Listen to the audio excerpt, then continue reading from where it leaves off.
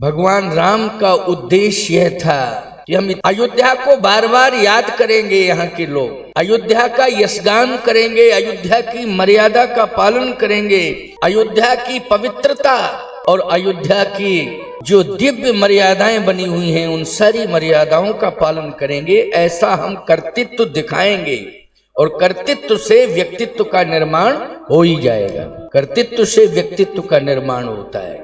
12 वर्ष भगवान राम ने जनता के दुख दर्द को सुना है। राजकुमार हैं, एक सम्राट के बेटे हैं, लेकिन भगवान राम रात्रि में जाते थे और हर दीवार से कान लगाते थे कि इस दीवार के अंदर लोग क्या सोच रहे हैं, कहीं रो तो नहीं रहे हैं, कहीं कष्ट में तो नहीं है।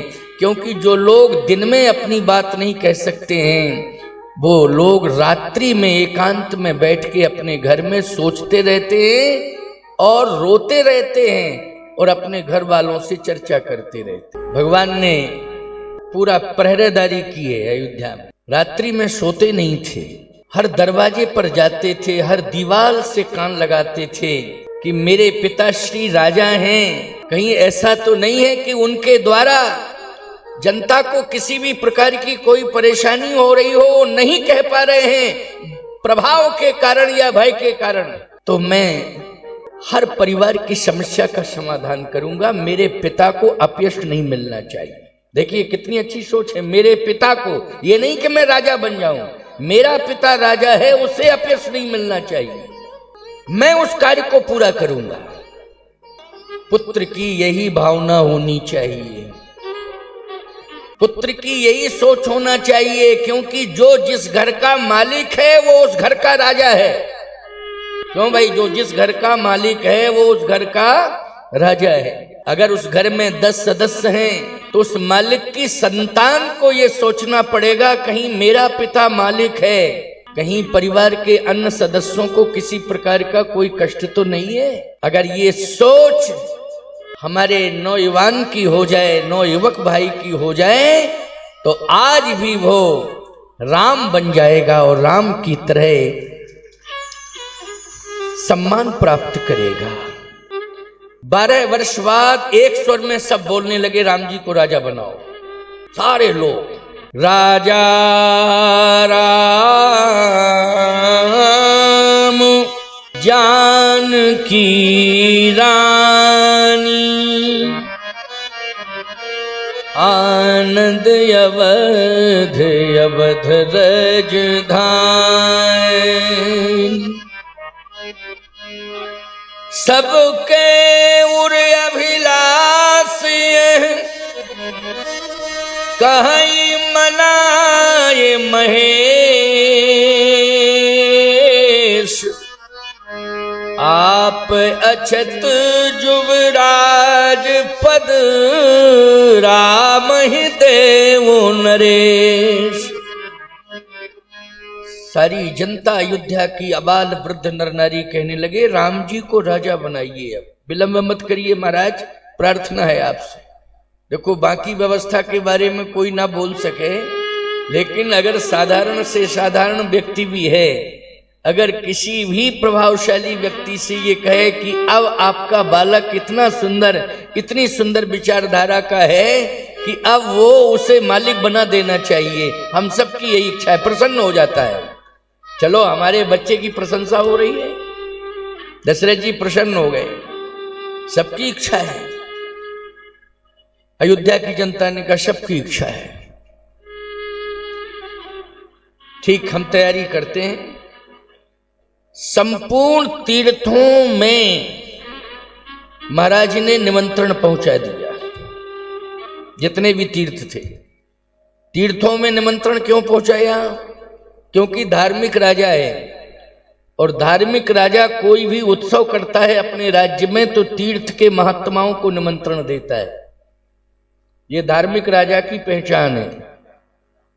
सबसे पहले धार्मिक राजा यही करता है कि जितने भी संत होते हैं तीर्थों में रहते हैं सबके पास निमंत्रण पहुंचा देता है। आप देख रहे हो ये कार्यक्रम हो रहा है, इसमें संतों को सूचना पहुंचाई गई। देखो ये सभी संत आ गए हैं,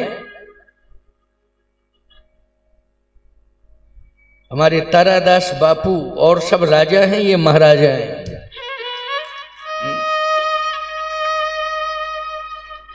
इसलिए महाराज शब्द लगता है, संतों के नाम के बाद क्या लगता है? महाराज लगता है कि नहीं? आप कोई भी किसी भी संत का नाम हो, महाराज, नाम के बाद महाराज, सब महाराज हैं। राजा राजा होता है, महाराजा महाराजा होता है। क्यों? राजा शासन करता है और राजा पर अनुशासन महाराजा करता है, महात्मा करता है, अनुशासन देता है। महाराज दशरथ का अगर शासन है तो वशिष्ठ जी का अनुशासन है। बिना वशिष्ठ जी की आज्ञा के कोई काम नहीं किया है दशरथ जी महाराज ने। सबसे पहले वशिष्ठ जी महाराज से आज्ञा ली है। अनुशासन, और अनुशासन देश को महान बनाता है, अनुशासन व्यक्ति को भी महान बनाता है। अनुशासन जिस परिवार में होगा उस परिवार को महान बनाएगा, जिस देश में अनुशासन होगा उस देश को महान बनाएगा। आज सबसे बड़ी कमी होती जा रही है अनुशासन की। आज का बेटा ही बाप के अनुशासन में नहीं रहना चाहता है, बहू सास के अनुशासन में नहीं रहना चाहती है, आज का शिष्य गुरु के अनुशासन में नहीं रहना चाहता है। ये सबसे बड़ी कमी होती जा रही है।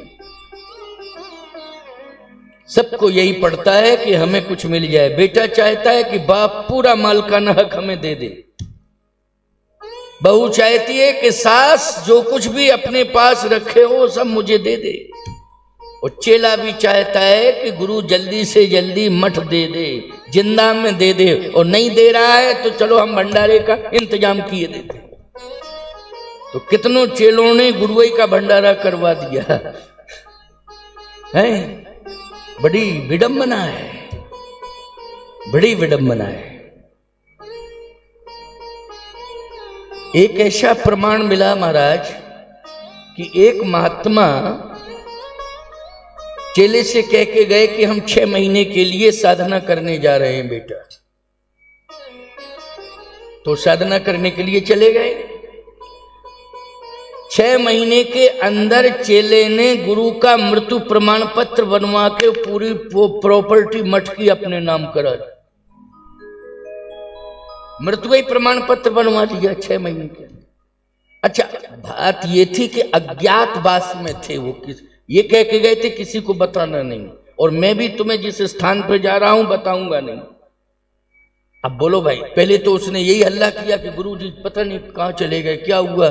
फिर बाद में कहा कि गुरुजी का पता चला कि हरिद्वार में गंगा स्नान करते समय राम राम श्याम श्याम हो गया।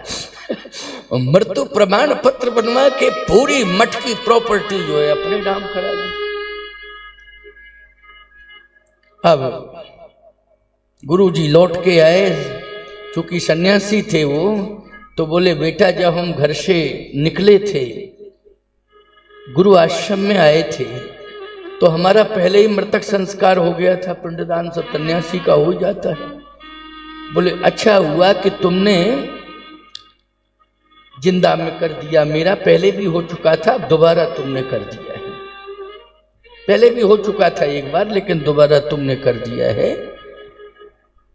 अब साहब शिष्यों ने आंदोलन छेड़ा, जो क्षेत्र के थे, गलत हुआ, ये इनको भगाओ, ये करो वो करो, और ये कैसे हुआ। महात्मा बहुत अच्छे थे, उन्होंने कहा देना तो इसी को चाहता था, कोई दूसरा नहीं, इसी को मेरा संकल्प ही था कि इसको ही बनाना है। लेकिन अब ये बन गया है तो ये संपत्ति मेरी पहले भी नहीं थी, क्योंकि जब मुझे ये संपत्ति मिली थी, महात्मा अच्छे थे, साधक थे, उन्होंने कहा तब भी मेरी नहीं थी।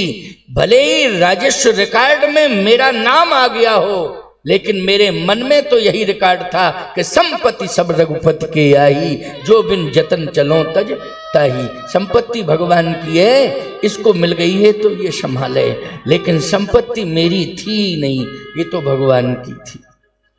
अब भगवान डिसीजन लें, निर्णय लें। कहने का तात्पर्य मेरा ये तो एक ऐसे साधक महात्मा का स्वभाव, परंतु यदि किसी साधारण साधु का स्वभाव होता तो निश्चित रूप से द्वंद्व पैदा होता और एक दूसरे की विडंबना शुरू हो जाती, जेल जाना पड़ता, चले अपराधी सिद्ध हो जाता।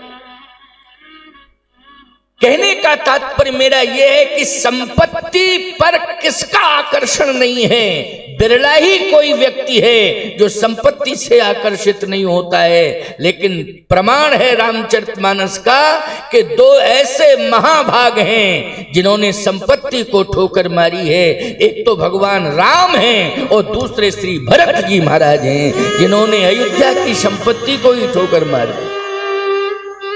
इसलिए हमें राम का चरित्र सुनना चाहिए, और जब कभी रामचरितमानस के अंतर्गत भरत के चरित्र की गाथा गाई जाए तो उसे पूरे मनोयोग के साथ सुनना चाहिए।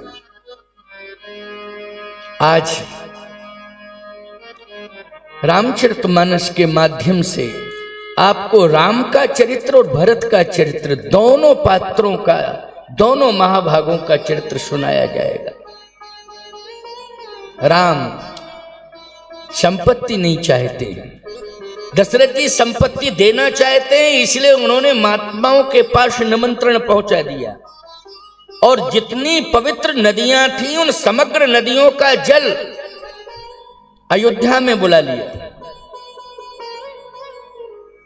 जितने भी तीर्थों के देवता थे उन सभी देवताओं के पास निमंत्रण पहुंचाया और प्रार्थना पहुंचाई कि सब पधारें, मैं अपने बेटे राम को राजा बना रहा हूं। भगवान राम को पता चला कि मेरे पिताजी मुझे राजा बनाना चाहते, घोषणा कर दिए उन्होंने। भगवान श्री राम रोने लगे। मैं अयोध्या की संपत्ति लेने के लिए नहीं आया था, मैं अयोध्या की संपत्ति लेने नहीं आया था, मैं तो अरण्य अभ्यारण्य में जाकर के शबरी को नौदा भक्ति देने के लिए आया था। लेकिन मेरे पिताजी संपत्ति दे रहे हैं, मैं भक्ति देने के लिए आया था। बोलो भगवान राम ने नौदा भक्ति किसे सुनाई है, 9 प्रकार की भक्ति किसे दी है, शबरी को। बोलो कितना अंतर है संपत्ति में और भक्ति में। मैं संपत्ति लेने नहीं आया था, मैं तो भक्ति देने के लिए आया हूं। और भगवान ने कहा कि मैं स्वयं जाके दूंगा, और भगवान ने 3 को अयोध्या छोड़ने के बाद 3 को विशेष रूप से चुना है भक्ति देने में। आपको किसको चुना है? सबसे पहले भगवान ने केवट को भक्ति दी, बोलो दिए कि नहीं। और दूसरे नंबर पर भगवान ने जटायु को भक्ति दी है, बोलो दिए कि नहीं। और तीसरे नंबर पर भगवान ने शबरी को भक्ति दी है। क्रम से दी है, देखो सुनते जाना। भक्ति की कितनी बड़ी कीमत है, बोलो संपत्ति से कई गुना महिमा, कई गुनी महिमा बोलो किसकी है? भक्ति की। किसकी दृष्टि में है? राम जी की दृष्टि में है। मैं परमात्मा की बात कर रहा हूं। आज सामान्य जीव संपत्ति पर लड़े जा रहे हैं, मरे जा रहे हैं, न जाने कितनी प्रकार की घटनाओं को अंजाम देते चले जा रहे हैं। किसके कारण? संपत्ति के कारण।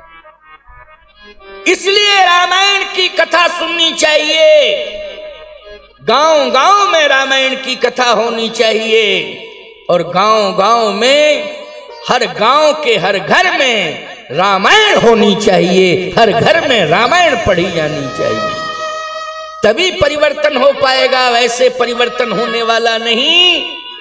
चाहे जितना बढ़िया नेता तुम बैठा दो, बेचारा क्या करेगा? वो भाषण ही देता रहेगा और संदेश देता रहेगा।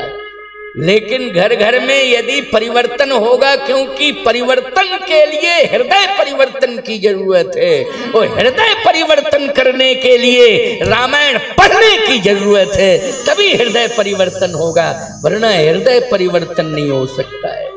कोई भी दूसरा उपाय नहीं है। और चाहे जितना बड़ा चिंतक विचारक क्यों ना ला दो समाज में, लेकिन जब तक हर व्यक्ति रामायण नहीं पढ़ेगा तब तक हृदय परिवर्तन नहीं होगा। भगवान राम ने कहा नहीं, मैं राज्य को स्वीकार नहीं करूंगा। पिताश्री कह रहे हैं कहने दो। ये अयोध्या की जनता की भावुकता है कि वो अति भावुक होकर के मेरे पिताजी को प्रभावित कर रहे हैं अयोध्या के लोग, और ये कह रहे हैं कि राम को राजा बना दो, राम को राजा बना दो। मेरे पिताजी की बौद्धिक क्षमता बहुत अच्छी है, भले ही 60,000 वर्ष की आयु हो गई है, लेकिन मेरे पिताश्री की बौद्धिक क्षमता बहुत अच्छी है। और याद रखना, जिसकी बौद्धिक क्षमता अच्छी होती है जनता उसको बार बार लाइक करती है। ये प्रधानमंत्री नरेंद्र मोदी के साथ क्या हो रहा है? यही तो हो रहा है। भले नियम बना दिया था कि 70 वर्ष के बाद, क्यों भाई 70 वर्ष के बाद कोई राजनीतिक पद पर नहीं बैठेगा, लेकिन बौद्धिक क्षमता होने के कारण ही तो मोदी जी को प्रधानमंत्री फिर बनाया गया। आज वो 74 साल के शायद हो रहे हैं, 74 वर्ष के हो रहे हैं, 75 वर्ष के होने जा रहे हैं। लेकिन बौद्धिक क्षमता के कारण भगवान राम ने भी इस बात का डिमडिमनाद किया है कि परिवर्तन इसलिए नहीं होना चाहिए अयोध्या में क्योंकि मेरे पिताश्री की बौद्धिक क्षमता में किसी भी प्रकार की कोई कमी नहीं। सुरपति बसही, मेरे पिताश्री की बौद्धिक क्षमता और मेरे पिताश्री की शारीरिक क्षमता, दोनों क्षमताओं का यशगान भगवान ने किया है। देखिए, बौद्धिक क्षमता और शारीरिक क्षमता का वर्णन हो रहा है। चक्रवर्ती सम्राट महाराज श्री दशरथ की बौद्धिक क्षमता और शारीरिक क्षमता का वर्णन हो रहा है। भगवान राम कह रहे हैं, कौन कहता है कि मेरे पिताश्री राज्य का संचालन नहीं कर पा रहे हैं? बहुत अच्छा कर रहे हैं। क्यों? मैंने रात्रि रात्रि जाकर के घर घर के सामने परिस्थितियों को समझा है, लोगों की आवाज सुनी है, किसी भी प्रकार का किसी को कोई कष्ट नहीं है। सुरपति बसही बाहुबल जाके, और नरपति रही सकल रुखता के। ये क्षमता है मेरे पिता की। लेकिन क्या बतावें, दशरथ जी की क्षमता कैकेयी ने गड़बड़ कर दी। इसलिए मैं कहता हूं कि नारी चाहे तो अपने पति को सहयोग देकर सुमेर पर्वत पर चढ़ा दे, और नारी चाहे तो विरोध करके पाताल में पहुंचा दे। मैं बहुत साफ बोल रहा हूं। नारी चाहे तो, सबसे बड़ी ताकत घर की है तो नारी है। इसलिए हर नारी को कौशल्या बनने की जरूरत है। बोलो, क्या बनने की जरूरत है? कौशल्या बनने की जरूरत है। कौशल्या जी ने 14 साल तक अयोध्या को संभाला है, नहीं तो अयोध्या से भरत के प्राण ही चले जाते। 14 साल में भरत ही नहीं जिंदा रहते। कौशल्या ने समझाया है, बार बार समझाया है भरत को। जब धैर्य टूटता था भरत का तो कौशल्या जी समझाती थी, मैं तेरी मां हूं, तू कैकेयी का नाम क्यों लेता? मैं तो तेरी मां हूं, मैं मां हूं, मुझे मां मान। तू बार बार कैकेयी कैकेयी की चर्चा करके इतना हताश निराश हो जाता है कि भरत जी ने एक बार प्राण त्यागने का संकल्प लिया, क्योंकि ऐसी अभागनी मां की गोद से मैं पैदा हुआ हूं, अब मैं जिंदा नहीं रहना चाहता हूं। तो कौशल्या की हर रोज रहेगी, हर रोज रहेगी। पढ़ो पढ़ो पढ़ो, कोई आवश्यक नहीं, उसके नीचे जो अर्थ है हिंदी में उस अर्थ को पढ़ लिया करो, समझ लिया करो। वो अर्थ ही तुम्हारी हर समस्या का समाधान कर देगा। जो रामायण की चौपाइयों के नीचे, दोहे छंद के नीचे अर्थ लिखा हुआ है उसको पढ़ लिया करो, अर्थ समझ में आ जाएगा। वही तुम्हारी हर समस्या का समाधान कर देगा। सभी से कह रहा हूं, अबाल वृद्ध नर नारियों से, सभी से कह रहा हूं। आज प्रशंसा कर रहे हैं भगवान राम अपने पिता सुरपति वशई बाहुबल जाके। गोस्वामी जी ने लिखा है, नरपति रहे सकल रुखता के, लेकिन समस्या बन गई केकई। महाराज की बौद्धिक क्षमता भी नष्ट हो गई और महाराज की शारीरिक क्षमता भी नष्ट हो गई। सो सुन तिय रिस गए वो सुखाई। सो सुन तिय रिस, रिस मानी होता है क्रोध। रिस मानी क्या है? क्रोध। केकई के क्रोध के कारण महाराज का सारा बल चला गया। क्रोध मानी विरोध करना। क्रोध का अर्थ क्या होता है? विरोध। पत्नी के द्वारा पति का विरोध हुआ। इतना यशस्वी पति, इतनी ऊंचाइयों पर पहुंचने वाला पति, लेकिन नारी के विरोध करने पर सारा का सारा साहस और सारी की सारी शक्ति एक क्षण में नष्ट हो गई, एक क्षण में। इसलिए मैं कहना चाहता हूं कि थोड़ा सा विचार करने की जरूरत है।